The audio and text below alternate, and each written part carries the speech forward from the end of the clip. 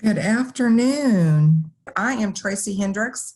I work with Train PD at TCall, and I'm happy that we have several TWC staff on with us today to assist us and listen in to what Mike is going to share. And we have Mike Johnson, who I'll introduce in just a moment. And let me say, before Mike gets started, I'm going to share with you through the file share when Mike first begins a few things. The remote testing guidance chart that is posted on our TCall website. We've been adding to this chart as we get more information in about the remote testing guidance from each publisher. So I'm going to share that in the file share in a few minutes, and you can download anything I put in the file share.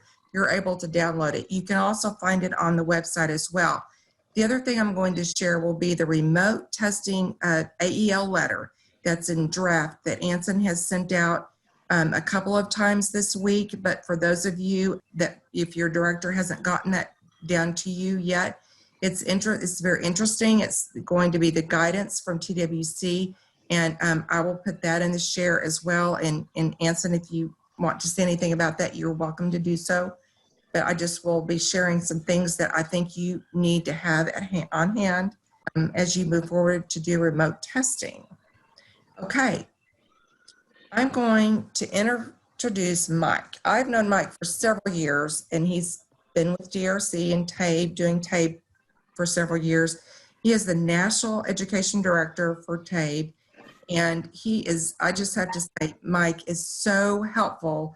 Anytime I have questions about TABE or we need anything from DRC, he is very prompt to respond and always willing to do webinars for us and give us any materials that we need very quickly.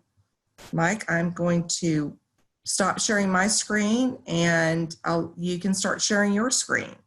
Welcome, Mike. Hello, thank you, and welcome everybody.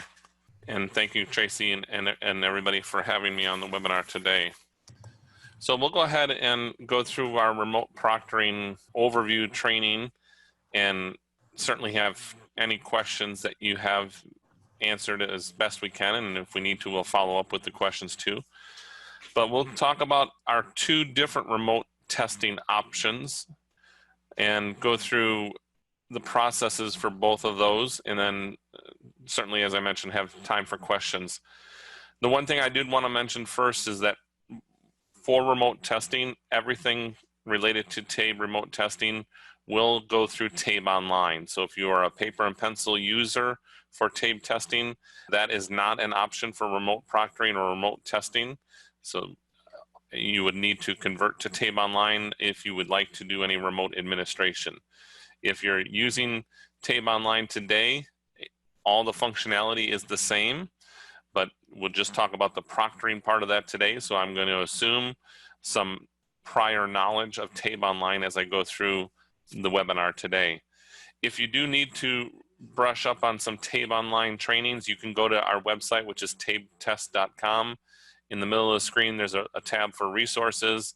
If you use the drop down and go to TABE 11 and 12, and then right over to the menu down to training, and there's a TABE Online training video handout that you can review several different videos. There's also a quick start guide there that you can go through some of the more commonly used steps within TABE Online. So some free training resources there if you need to brush up on any TABE Online steps that you need to become familiar with.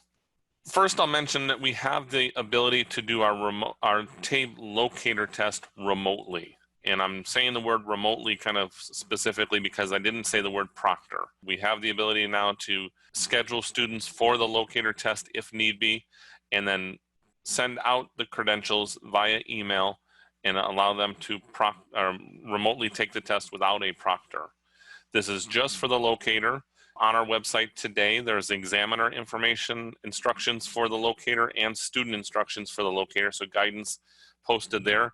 I will point your attention to the bottom right corner of each document. There is a release number. We're on version 1.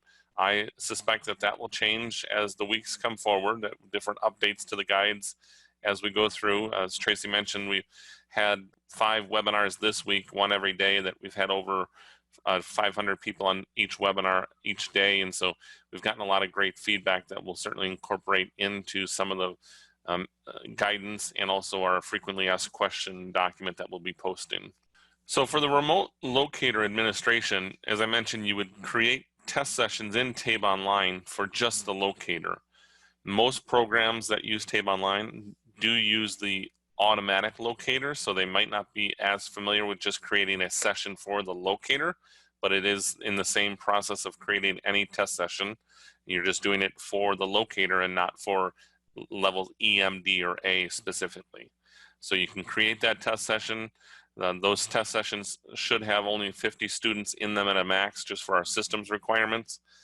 And then once you have those students registered, you'll have their test tickets that you can email out to them. The test tickets do look like the same test ticket. If you're using TABE Online, you know the test tickets come several to a page, so you probably will cut and paste this into an email. But what they need is their username and password and the URL to go to a website to take the locator test. And so you have the ability to do that. I will jump out there in a second and show you that real quick, but I'll just go back and finish up the bullet points that we were talking about. We do encourage students to go through our TABE tutorial, which we call the online tools training, so that they become familiar with navigating the testing engine while they're testing or prior to their testing. And then once the students have completed the locator, they can let you know that, and you can run a locator report. The locator report will tell you that the student would be placed in levels E, M, D, or A. Now, why would we want to maybe do the locator separately? A couple of scenarios that could be possible. I've heard from several large programs that have done intake and have yet to do their pre-testing. So this is a way to get one of those steps out of the way in a quicker fashion, so we can send out the locator to everybody and let them find the time at home to do their locator test. And the guidance is in the manuals that I had previously shown. Another scenario might be that the locator can help.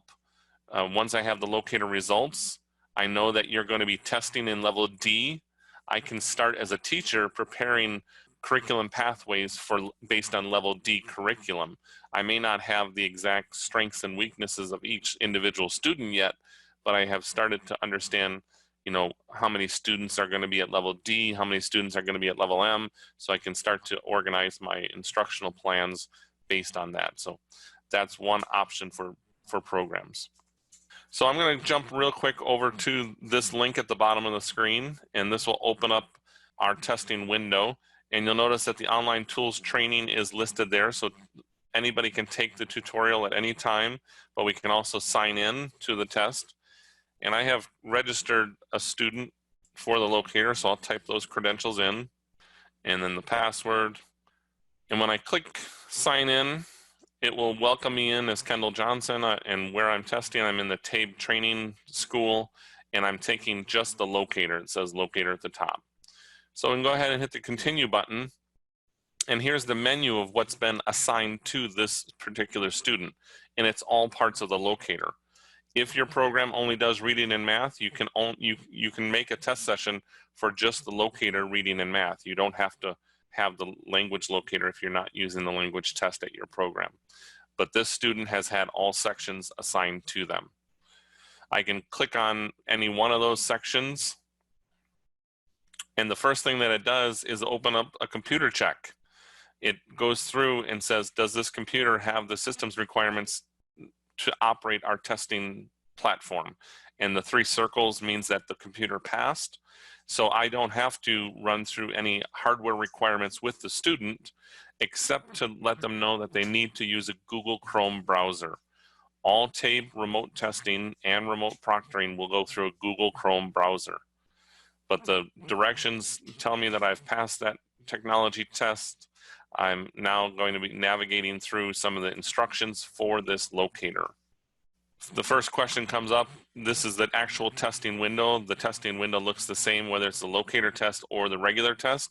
There's always a drop-down number bar at the top that will tell the students what question they're on and allow them to jump around. I can jump to question number 8 if I choose to. I can go back to that number bar and go back to question number 1. The locator and all parts of TABE are timed, so the timer is there and it's counting down.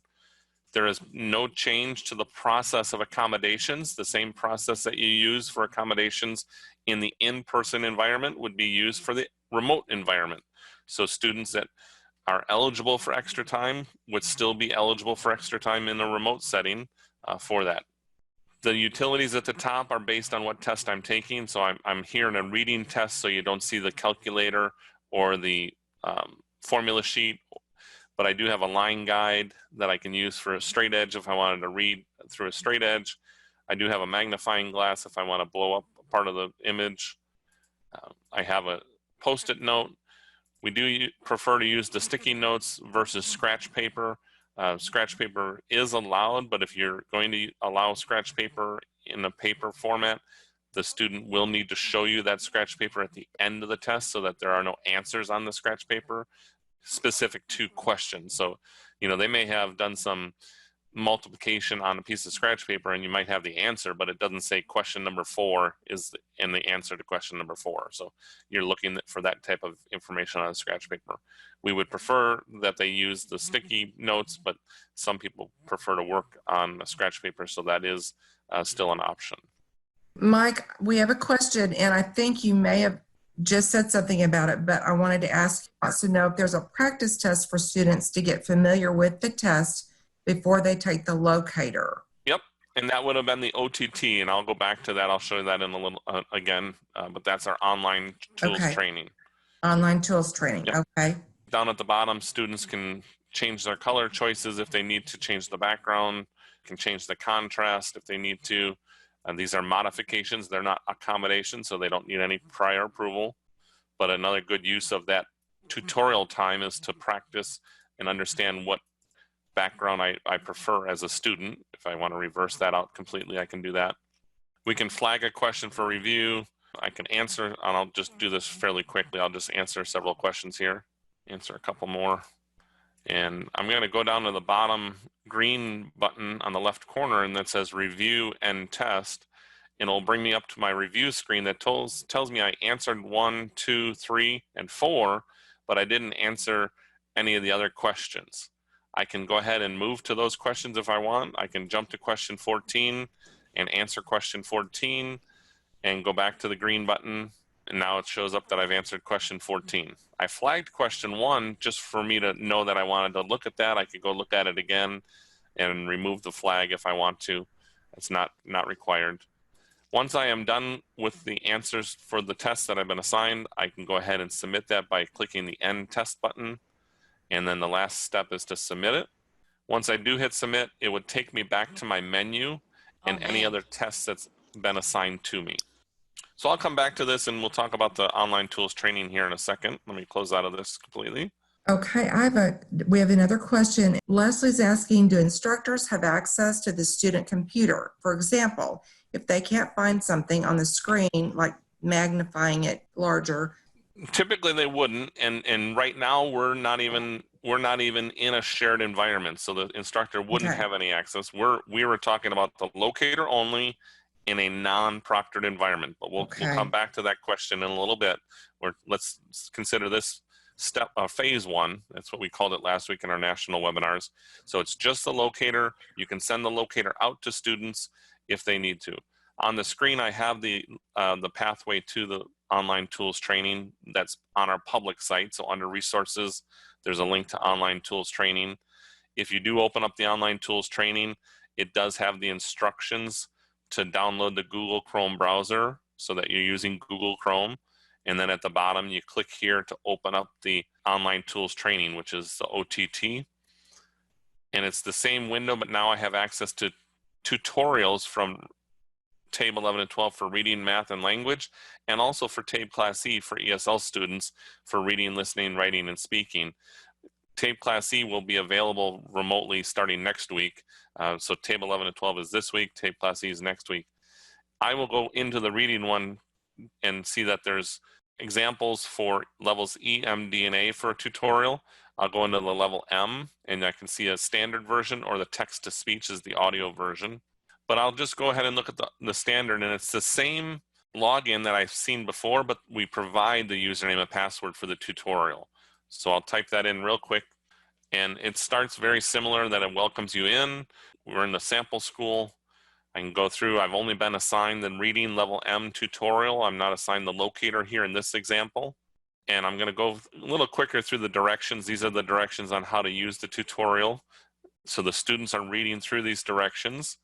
They're navigating forward and back. And they're using the sticky note, the highlighter, the magnifying, and then the 3 circles that we've seen on the previous locator test.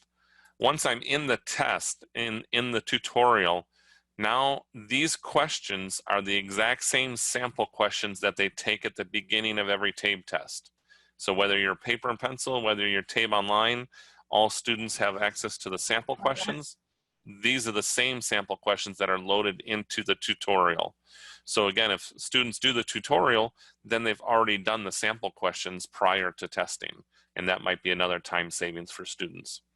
And they can do all the different functions the same, they can practice with all the functions that we showed earlier, and they can change the color and font if they need to.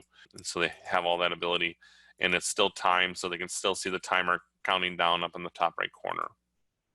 Are students able to go in and take the practice test as often as they wish, or is there a limit? Yep, this link is right on tabetest.com. Right. You can copy and paste this link and post it on your sites. You can email it out. This is a public available area, so they can go in here and take it as many times as they want. These are sample questions, so there are no scores for the tutorial. It's just questions to practice, either if you want to practice taking the test or if you want to practice using the interface. But they are not provided any scores or any answers in the tutorial. Great, thank you. I'm going to jump back to the PowerPoint. And so again, this was the locator test ticket. If I'm going to do the locator, and it's optional, it's not a requirement to do the locator remotely. We still have the ability to do the automatic locator in the full test, and I'll talk about that in a minute. But if you want to do the locator, you would then send out the username and password, and then go ahead and send out the link to the URL to take that locator test. So switching over then to see phase 2, or the second part, is now I'm introducing the word proctor. So remote proctor testing, not just remote testing. And this will be for TABE 11 and 12 levels E, M, D, and A. And again, guidance is provided on tabetest.com for the examiners and for the students, so that information is available. Inside that guidance, just a quick copy of that, there are testing tips and also tips on using your web conferencing system. Remote proctoring that is allowed today for TABE 11 and 12 is done through your own web conferencing system. We do not provide a conferencing system as part of TABE, so you're using, in this case, we're all using Zoom today, but you may have a different platform at your facility that you're using, and you need to become familiar with that platform. First and foremost, for the funded providers, having the state approval, and I know Tracy mentioned the draft letter that Anson has posted. So, going through the state process, as well as we went through the federal process with Octave to get the approval for the remote proctoring for TABE 11 and 12. As I mentioned earlier, all examiners need to have familiarity with TABE Online, and if you don't, there's the training resources that we pointed out earlier. And any web conferencing platform that has the capabilities to meet the guidelines can be used. So we're not selecting one platform over another. I've listed some of them. I'm sure I've missed a few. So, but Zoom or WebEx or Microsoft Teams, Google Meets, Skype, GoToMeeting, Blackboard. So a lot of different ones. Basically, you want to have the ability to have your computer audio and a webcam through your web conferencing system. And you want to have the ability to record your web conference at the same time as well. So those are some of the basic requirements. The examiner guide will have a few more guidelines on your web conferencing system. We are initially setting the limit of remote proctoring for 5 students at one time. We don't want proctors to have an online group of 25 or 50 students at a time, and they are trying to proctor those students in an effective manner. So we may look at that again after we have some programs using the remote proctoring, but initially we're setting the limit at 5 students at a time. So think of that as you may have a number of students that need to test, but you only have 5 computers in your testing lab. You'll have to organize the program for that 5 computers that you have. Now you have 5 seats in your web conferencing system, and you organize it that way. We strongly encourage that you practice the web conferencing process prior to testing day. And first, initially, probably practicing with your internal staff, but also practicing a practice webinar with the students. So you would create a web conference session, just like we have a Zoom session today. You would send out the notices, just like you got a notice from Tracy and the team at TCall for that. And then if your web conferencing system has the capability to create a private room or a breakout room, we encourage you to use those private rooms or breakout rooms to verify the student's identification. We're still going through those student identification steps just like you would in the in-person environment. So whatever you were doing in your in-person environment, if you're requiring a school ID or if you're requiring some sort of state ID, you're still verifying that identification, but doing it with the webcam now. If you do not have the access in your web conferencing system to a private room or a breakout room, as I think Zoom calls it, a breakout room, then you would need to instruct the students to cover up any of their personal information. Let's say you're using a driver's license. You don't want them have to share their address and their driver's license number with the other 4 testing candidates. And the private room allows you to do that one-on-one. We do come back from the private room to the main room for general testing.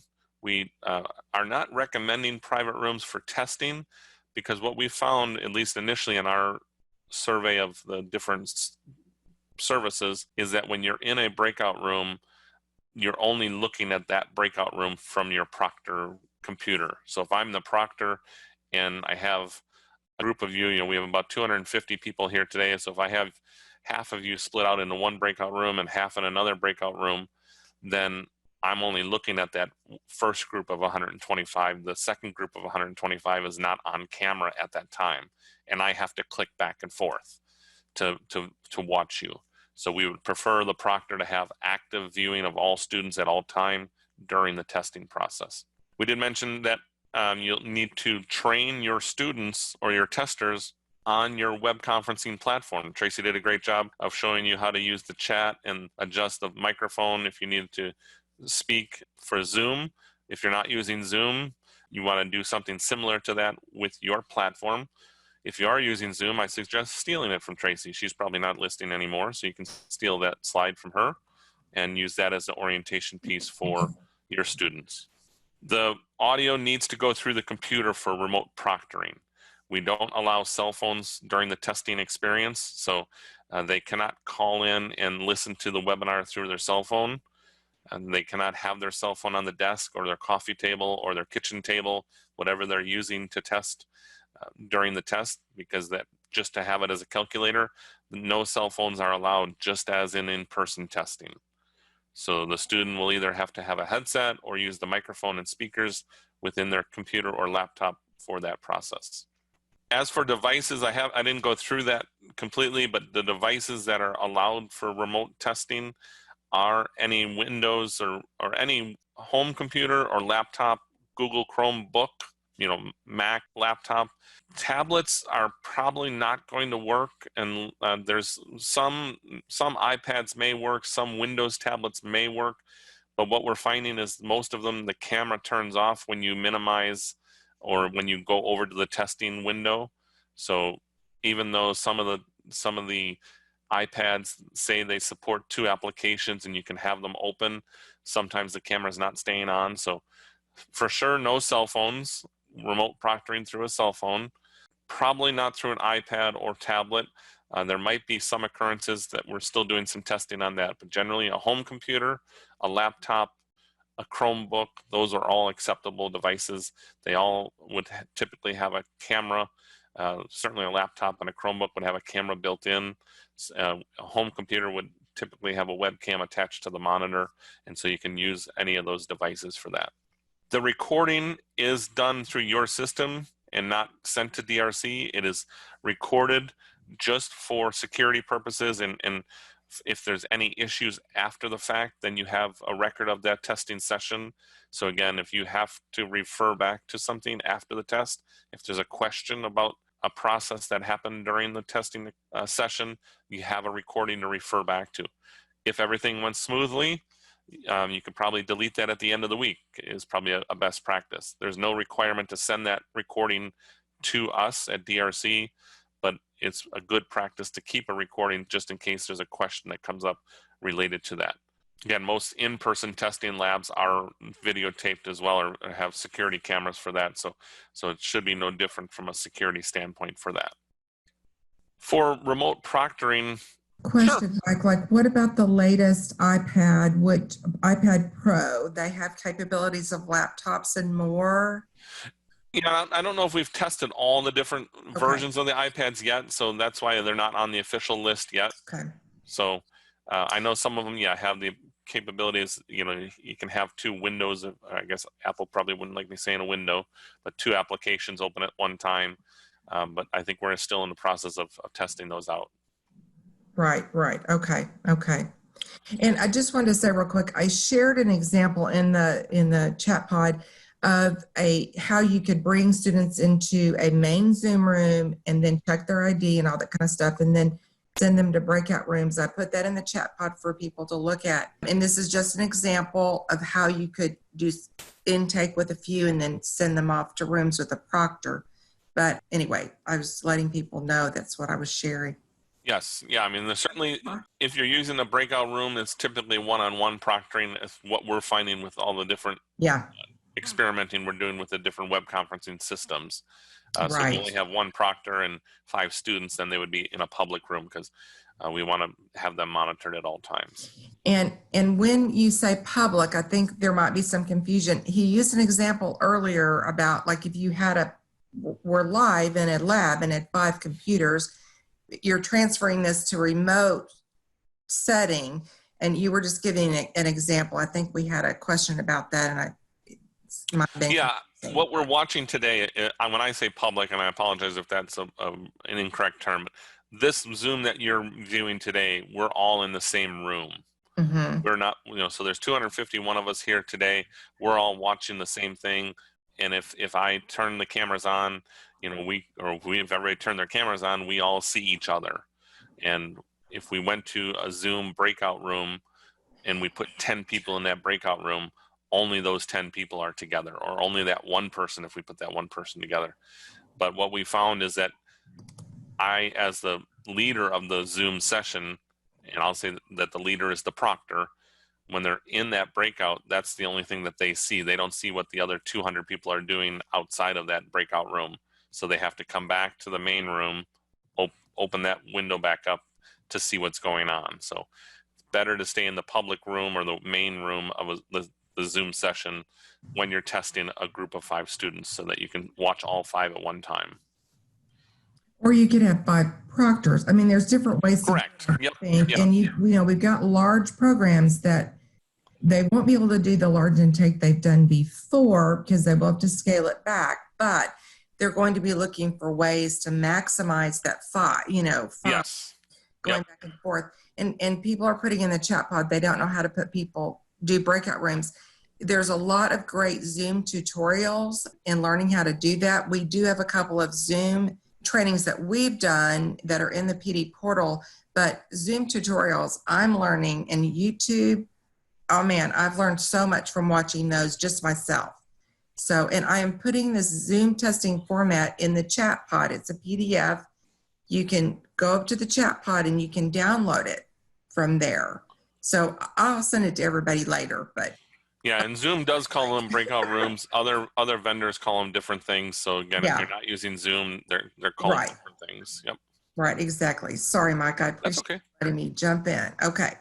So while we're practicing, one of the things that we want to do during the practice, is mentioned earlier, was to make sure the students have the correct computer technology to test. And I went already to the online tools training, which is the first link. The second link is within our TABE online portal, and I'll open that up real quick. And it is our testing device requirements.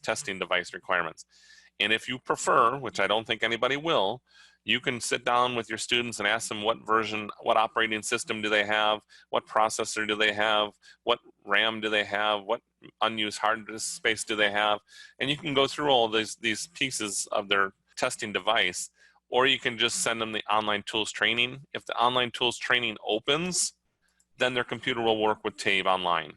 So yes, you can get very technical if you need to, and that's this technical specifications is inside TABE online and always is there for anybody that needs it. But an easier solution for the less technically inclined people is just to send the students the tutorial link.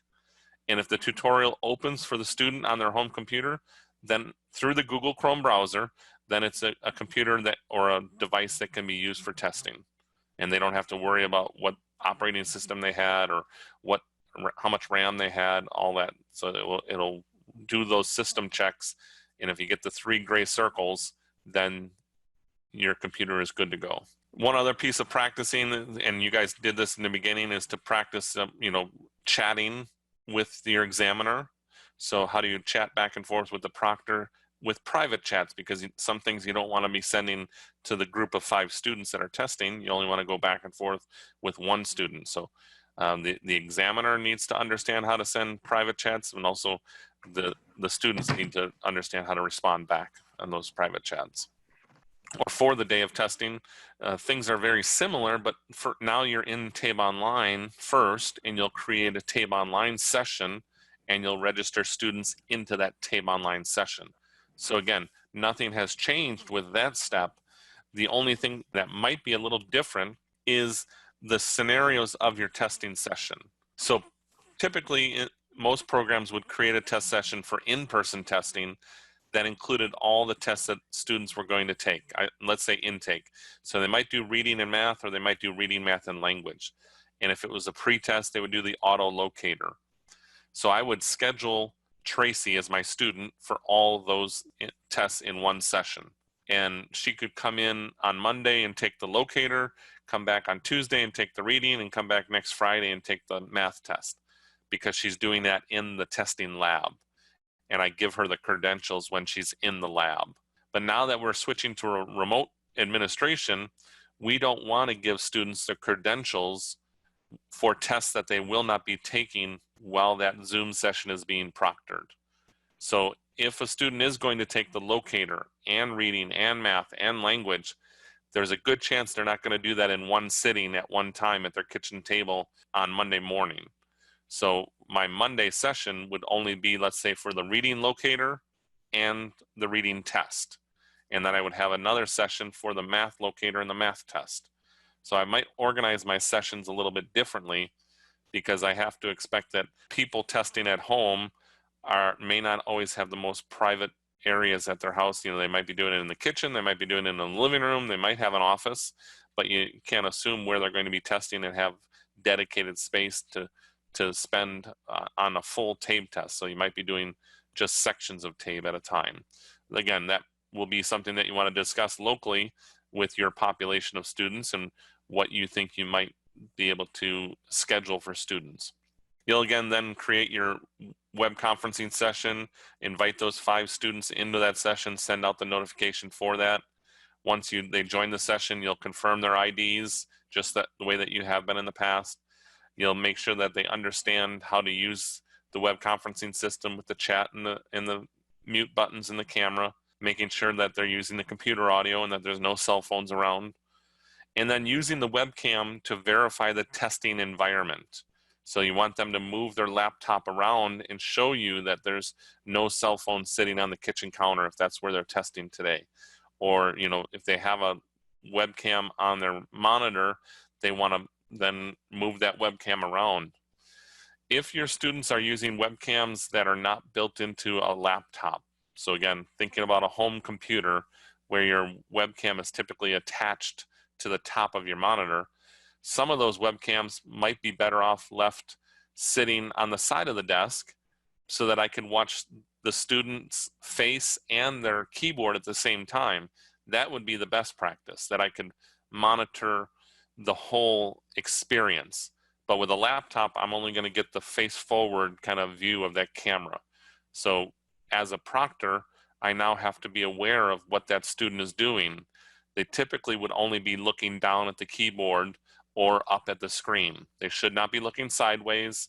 They should not be talking to somebody sideways that you don't see on camera. You shouldn't see the glow of a cell phone showing up from down below out of camera range.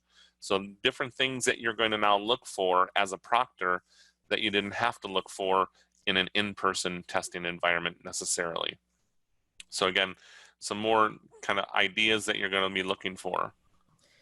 Right, Mike, we have a couple questions. We have lots of comments about students not having tech skills to do this, and perhaps computers even to do this. And those are things I think local programs are going to have to really brainstorm about before you implement remote proctor testing.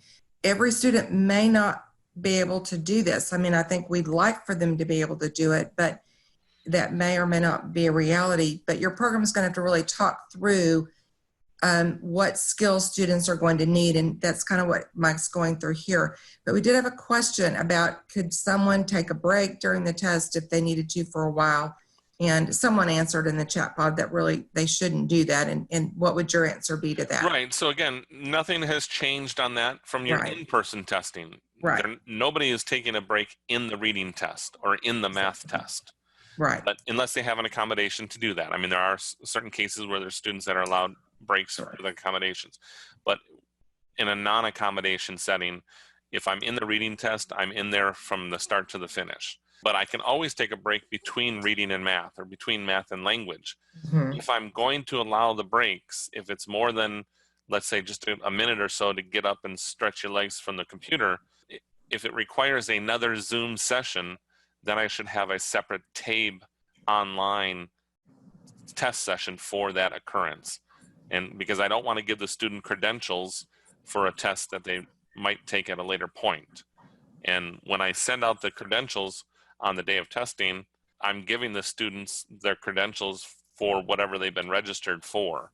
And so we'll talk about that a little bit. You know, when I send out what we saw here, this is the test ticket for the locator. But if this was TABE level D, the username and password could be for reading, math, and language. It could be for just reading, whatever I assigned to that student. But if I assigned them everything and gave them the password and the username and the URL, then they have all the information to test when I'm not being proctored. So we want to be careful on what we're registering students for and what we're giving out to the students. So your recommendation would be to do ideally one test at a time, so they aren't able to skip ahead when you're not there. Is that what you're saying? Correct. Right. Okay. I just wanted to clarify that because I think it's very important, because test security is still important in this environment, just like it is in person for everyone. Yes. It's just a new type of test security with remote proctoring. Okay. All right. Thanks.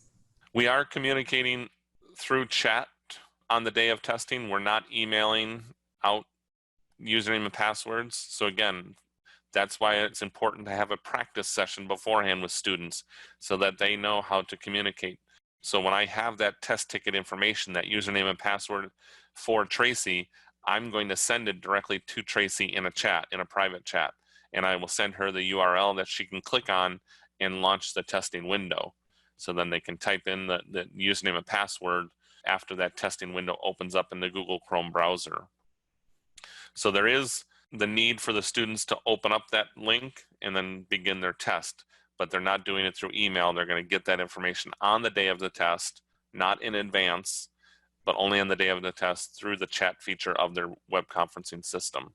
A couple of security pieces. We have the proctors also having access to that URL. So we want the proctors to open up the testing window also and have that as an available screen on their computer while they're proctoring the test.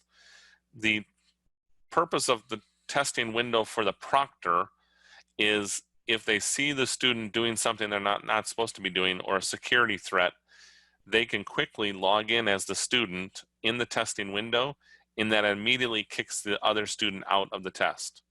So again, if I notice that Tracy's doing something that's against the policy, I use Tracy's credentials, I log in as her, and it kicks Tracy out of the test, and she's not able to continue with that test. So that's the quickest way and easiest way for a proctor to end a test while they're still proctoring the other 4 students. They can quickly just open up the testing window, log in, and it will knock the student out of their test. We also want to make sure that the proctors understand that students can leave when they're done. If you're only scheduling for 1 test, they may move on. If you do schedule them for a second test in the same web conferencing session, then you might be communicating through private chat with them and sending them the new credentials for the next test, for example. So how are you going to communicate if you're doing multiple tests? And that's a decision to make locally on how you want to, do you want to have a separate WebEx for the second test, or do you want to have the same webinar for that next test? And again, it may be that 3 of the 5 students that you're testing on reading have time to stay for math, but the other 2 don't have time. So you want to make sure you understand the scenario when you're registering students for that. Any other questions so far, Tracy? There are some comments about being concerned about test security or PII and FERPA when you're sending out a test ticket. I think the question is regarded to that. Yes. Do you have any comments? So the test ticket only has my name, my username, and my password, and I'm going to include the link. So sending this out through a private chat should not have any issue with any information. If there's concerns, again, if you don't have the access to a breakout room when you're confirming IDs in the beginning, you can have the students cover up that portion of their identification. There might be different ways that they're, not presenting that to the group. So that's, again, depending on what your process is today in an in-person world for verifying identification when you're registering students, you're doing that same step when they're taking the test as well. And you, just to reiterate, you're recommending that when you've got them in the Zoom room, for example, and you've established their identity, then you send in the chat this ticket, correct? Yeah, you're not emailing the test ticket. Okay. You only email the test ticket when they're taking the locator remotely. Okay. Anything to do with proctoring is all communications through the chat feature. Okay, everything through the chat feature. Okay, I understand. So we've had a couple of questions about, so proctors need to have a camera, correct, in order to see the student at all times, right? Yes, the proctor is watching the students in the main Zoom window at all times. And so, but the student doesn't need to see the proctor, or do they? They will see the proctor because they have a camera, typically, but it's not a requirement, I guess, is what you're saying. And the students are not sharing their screen throughout. Some programs may have the students share their screen to show that there are no other windows open before they start the test and an activity like that. But during the test, the student doesn't have their windows or their screen shared, because then it would share it with the group.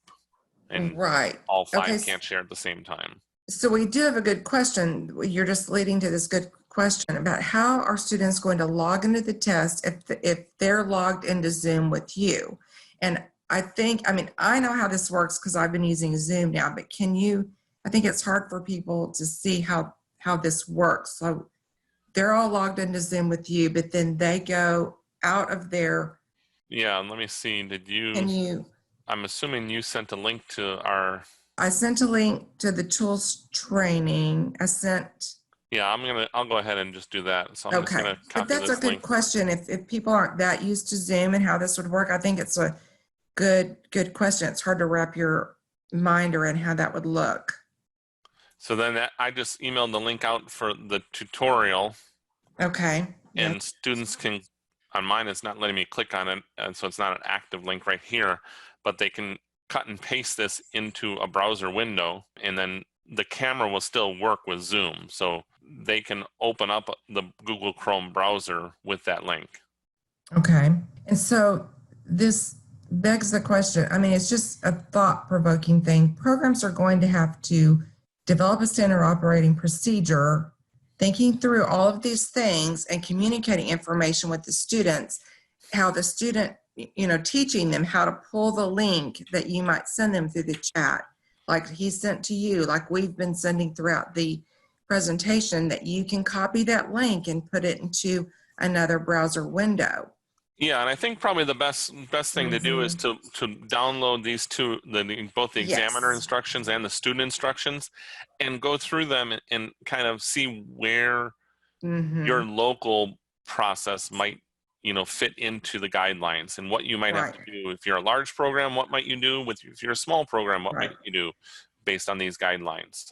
If Because you're, yeah, you do have 4 booklets there. I noticed 2 for examiners, 1 for the locator and the test. yeah, one each for the locator for students. examiner and students, and then for remote proctoring for examiner and students as well. Yes.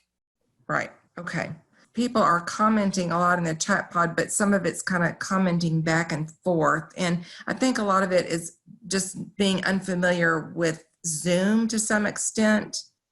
So the proctor, Denise, yes, thank you, Denise Johnson. Proctor is watching the students, not the actual computer screen or the student, correct? Correct. The camera, and I'll say that the students are using a laptop to test. Right. Their camera only looks at whatever the laptop is pointed at. So because most laptops, the camera is built into the top of the monitor, so Right. it's looking at the person that's typing on the laptop, and so that's the view you're going to get.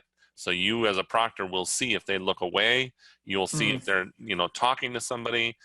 You'll see they can move that laptop around and show you the testing environment before the test starts. But what I said earlier is that if they have a desktop computer, those webcams are typically added to the top of the monitor and usually are removable, and they might be able to be set next to the computer. So you could possibly see both the computer and the student on the same time with students that have desktop computers. But I'm going to assume that maybe a lot of students have laptops or Chromebooks. We know a lot of programs, a lot of families have Chromebooks from their students at schools, and they might be using the student's Chromebook or their child's Chromebook to test in the evening. Again, maybe you have sessions in the evening for testing, and so they might be using that Chromebook, and that certainly will work. Okay, we've got just a bunch of questions coming in. I don't know how far you've gotten in the PowerPoint, but let's see. Okay, I'm trying to capture all of this. So the people that need a camera would be the proctor and the student on the computer or device, correct? Yes, those are the only 2 people in our scenario, and everybody has a webcam. If you don't have a webcam, then you're not remote testing with TABE. Okay.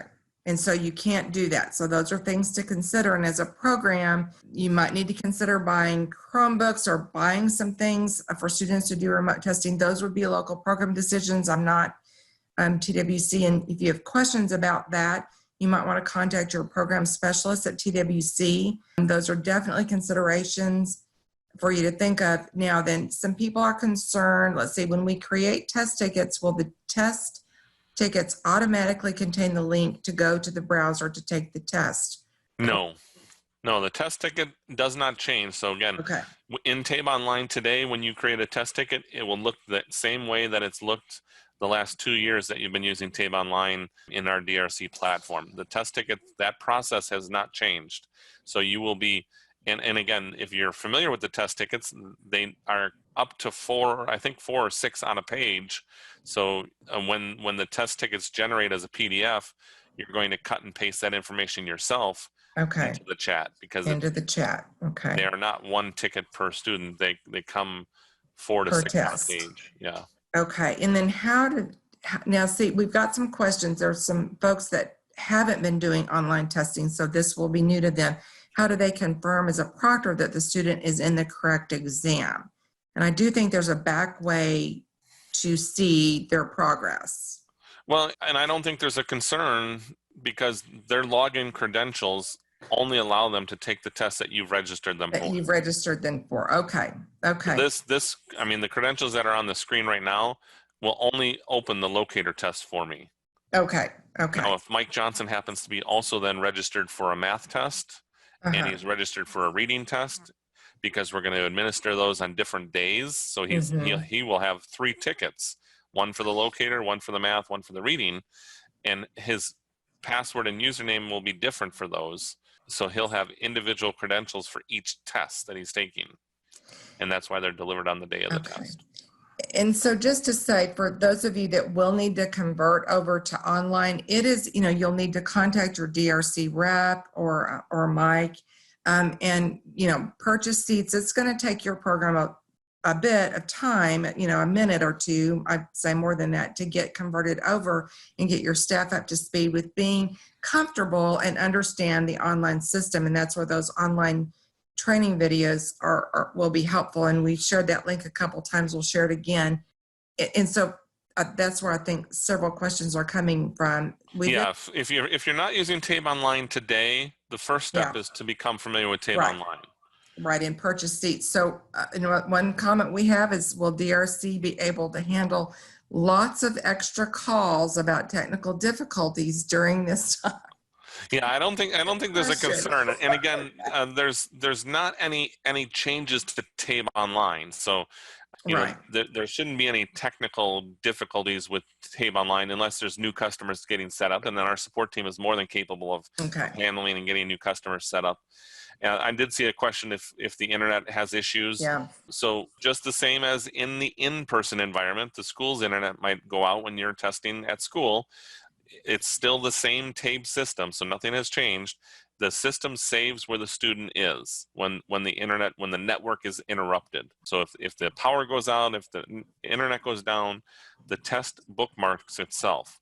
The student can log back in. Now the difference here is, again, we're remote. So my internet didn't go down as the proctor, so I'm still now sitting there with now just 4 people in my room. So if that 5th person doesn't come back in a reasonable time frame, then I, as the proctor, need to go into the TABE Online system and lock that test ticket, because I don't want that person to take the test tonight when his internet comes back up unproctored. I gave him the credentials, his internet died, and now later tonight the internet's been restored, and I don't want him to test until I set up a new web session for him to be proctored in. So I can go into TABE Online and lock that test ticket so that they cannot test even though they have the credentials. And that's good to know. And someone made a comment about, well, this isn't the GED test. However, my point about this, and Mike, I'm sure you'll agree, is this is a secured test. And a test, if the test integrity is compromised in any way, then you might as well throw it out. So you've got to be as vigilant with this test as we would with the GED test, just because this is test security. And so it's good to know that they can lock down the test if they get dropped or Zoom gets dropped or something interrupts that test.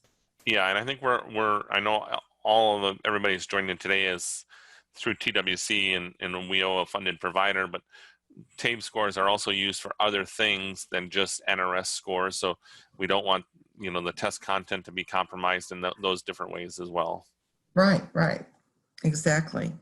Okay. If I must end a test, will the student continue the test where they were or start over? I think Mike just said that if the test ends prematurely because the power went out or something, you can lock the test and then they can start back where they were when you can reestablish a remote proctoring environment, correct? Correct. Yeah, it's the same thing as in an in-person test. It's just when can we reschedule this time? But we also now need to remember. And again, the difference between remote proctoring and in-person proctoring is that in an in-person world, the student can only access the test through the DRC icon on the computer in the testing lab. So now we've now changed that from an icon on the testing computer to a URL address that you've sent through the chat. So we have to be concerned that they have that URL, and if they have the username and password, they can test at any time. So we don't want to give out that information, and if we do, we want to lock it up through the TABE Online system and lock that session if we need to. Okay, and people are making comments. I don't think at any point the students are able to see each other at any point, right? I think someone's concerned they might be able to see each other in the Zoom room. Depends on the settings of your Zoom. I think that you have to do that with the settings that you can. Okay. Yeah. Yeah. because the proctor still needs to see them.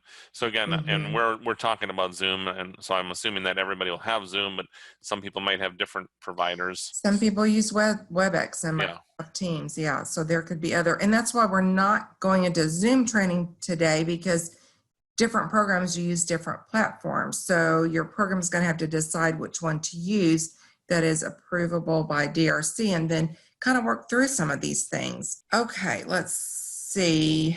Could you have a separate breakout Zoom room that students could be put into for technical assistance to avoid delaying the test for the proctor and other examinees? And if so, could that tech assistant person be a staff member that's not a TABE trained proctor, so they won't be proctoring? And I would say yes, Okay. but I also then would say that if you're having technical issues, did you not have the practice session first? Good point. And because you should have a fairly smooth day of testing if you've had a practice session with the students first.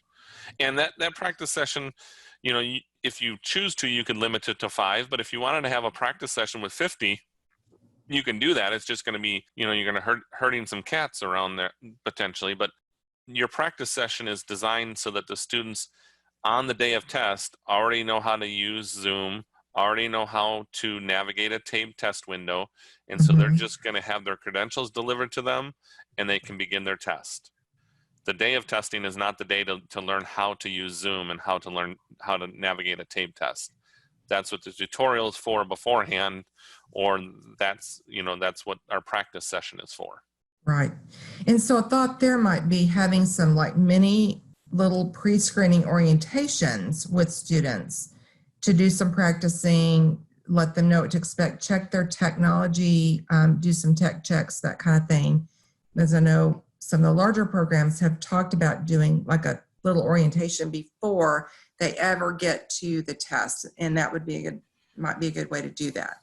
Sure. So they know what to expect. Okay, I think we're good for now. Okay. Mike, you're being very patient. Thanks. Sure.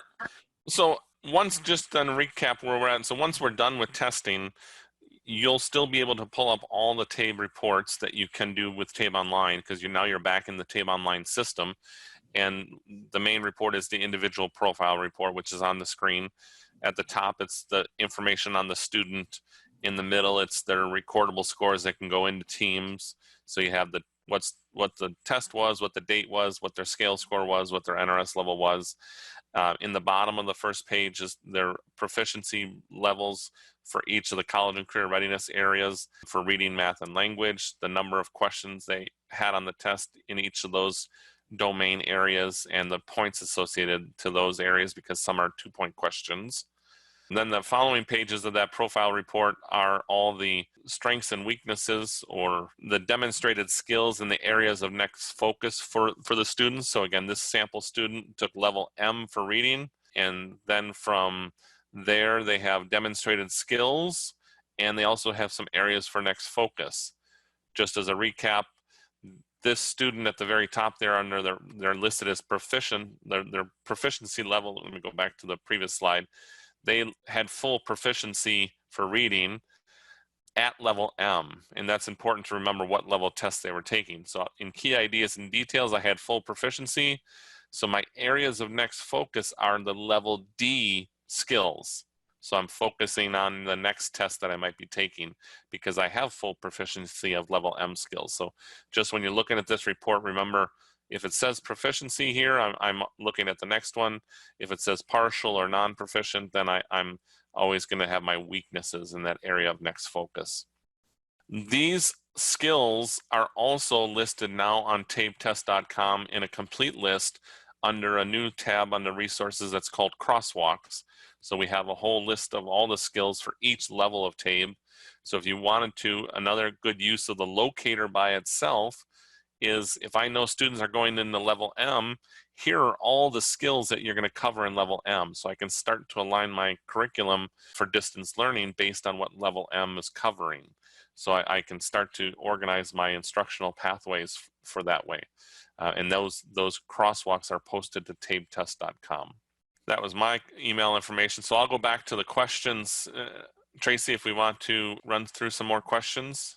Okay. Yes, I think there's just been a lot of confusion about with those who have been using paper. And so they're just having a hard time wrapping their mind around it. A couple clarifications about both the proctor and the students must have a camera, correct? The students need a camera for sure, because the students are the ones that have to show their testing area, and they have to also show themselves while they're testing. If the proctor doesn't have a camera, then I can probably still happen. It will seem a little bit weird that all the students, the students aren't seeing who they're talking to.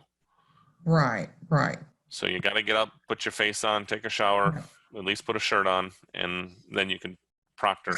Again, but if your laptop, if you're using a school or your organization's equipment and it doesn't have a webcam in the laptop, Right.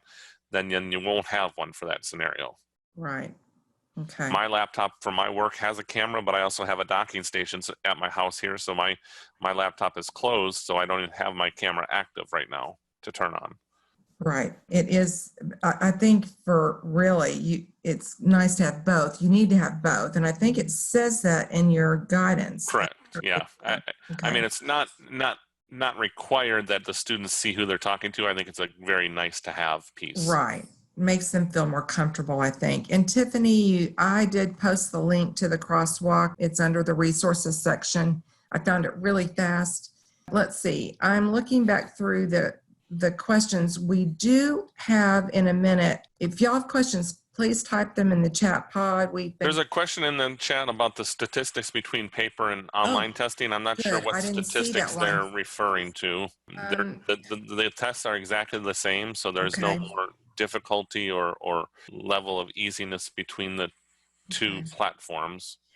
And if someone wants to clarify that in the chat, that'd be great. And if you could just mention that paper and online are interchangeable, and I couldn't find that in writing anywhere, but I know that to be true because I've heard you say it.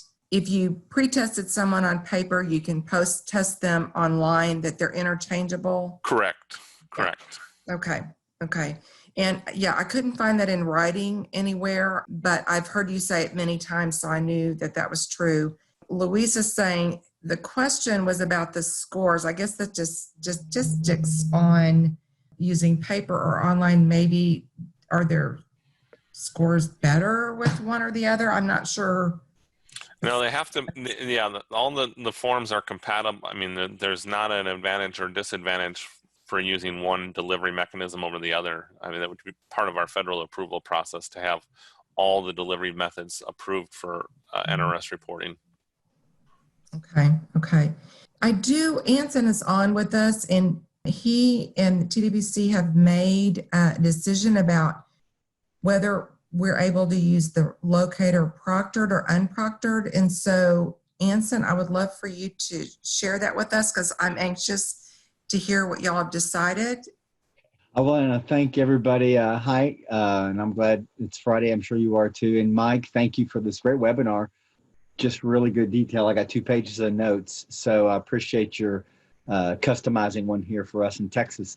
So just a bigger picture on remote testing. Some of y'all probably have this, some of y'all don't. We have been releasing kind of over the last 2 weeks our guidance on remote testing. And this week we released kind of a draft policy letter, an AEL letter, and hopefully that'll be published next week. We have a lot of stuff going through our editing department, so it may be 2 weeks. But I wanted to get it out in draft so that you could start working on this and developing what you need at the local level. It's going to be an evolving space right now. TABE coming out, we'll have CASAs, we've had BEST. So pay attention. We're going to do our due diligence. Folks like Robin and Tracy on the call are helping tremendously to get the information out. It's very different.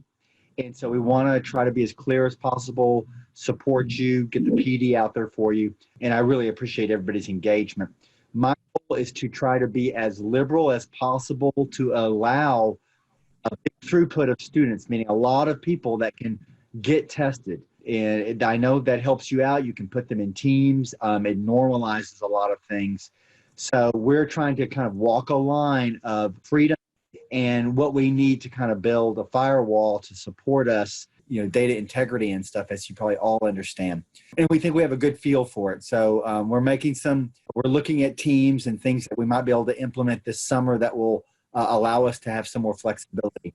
So the message is don't let all this stuff restrict you from serving students. We're gonna still want to serve students whether we can test them or not.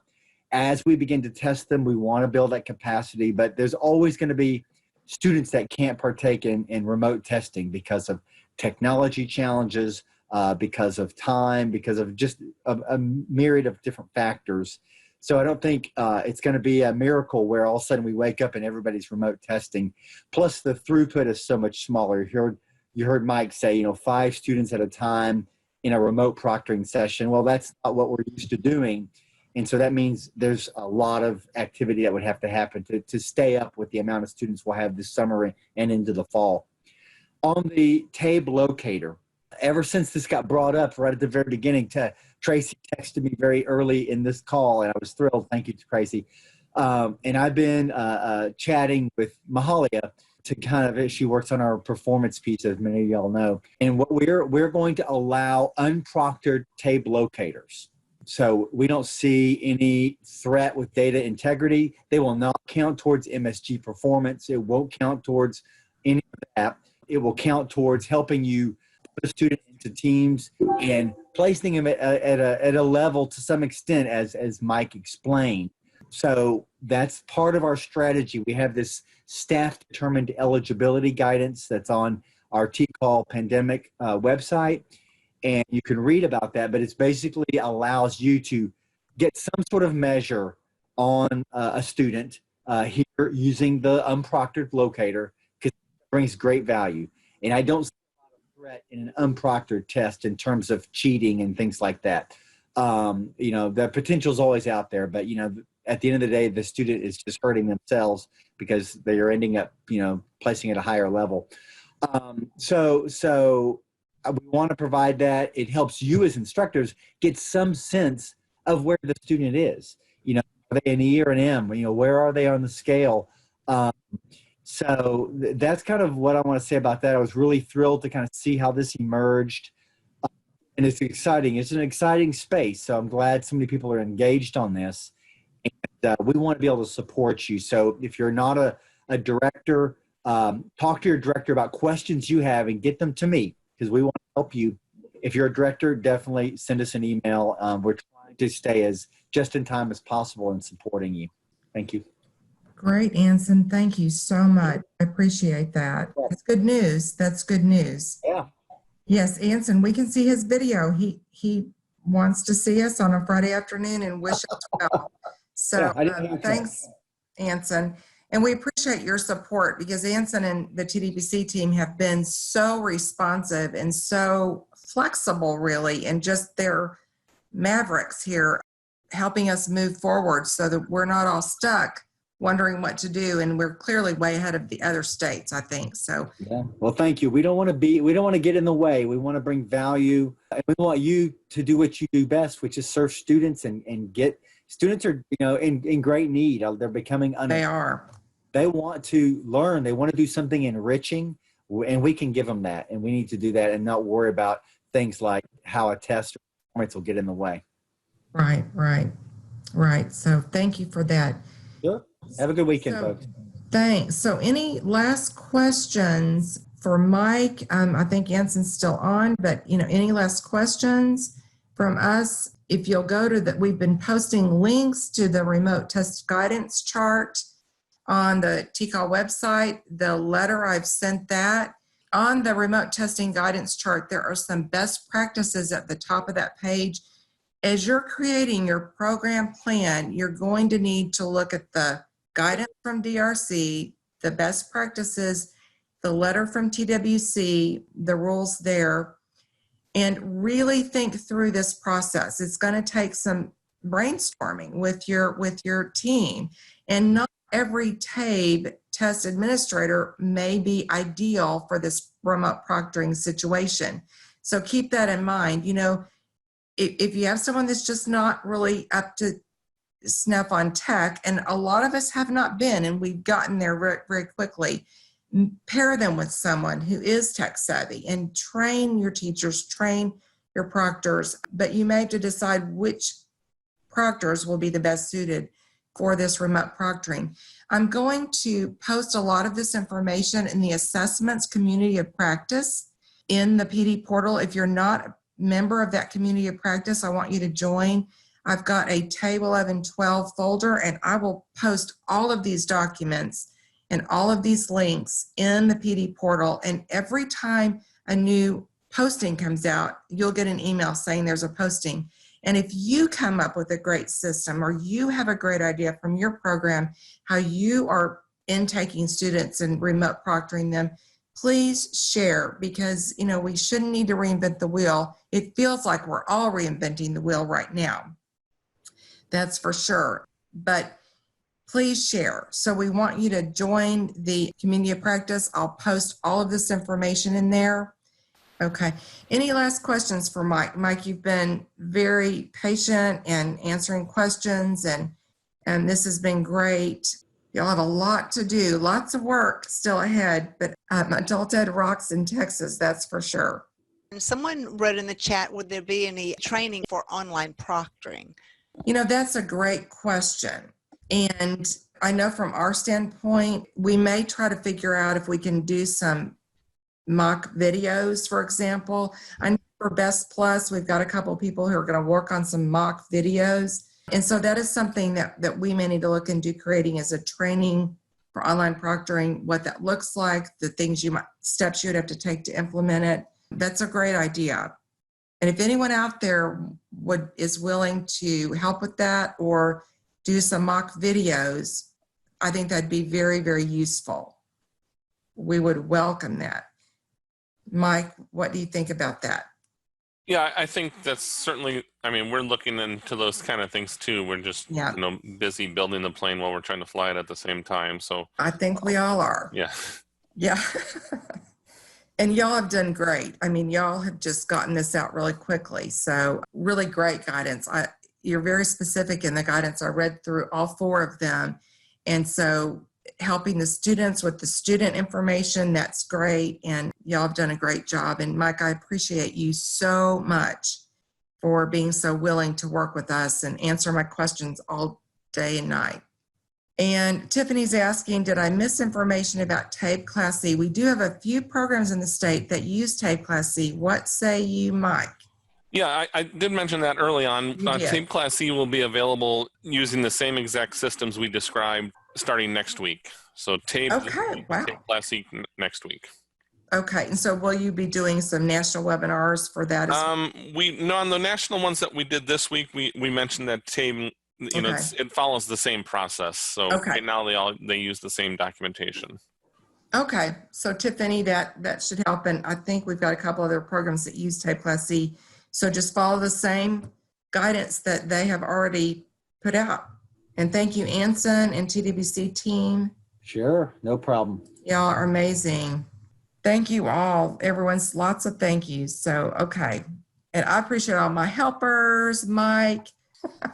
Okay, great. All right. Okay, well, Mike, I'm not saying I won't email you with more questions, but thank you so much as always. Okay, thank you. For everything. So I appreciate it.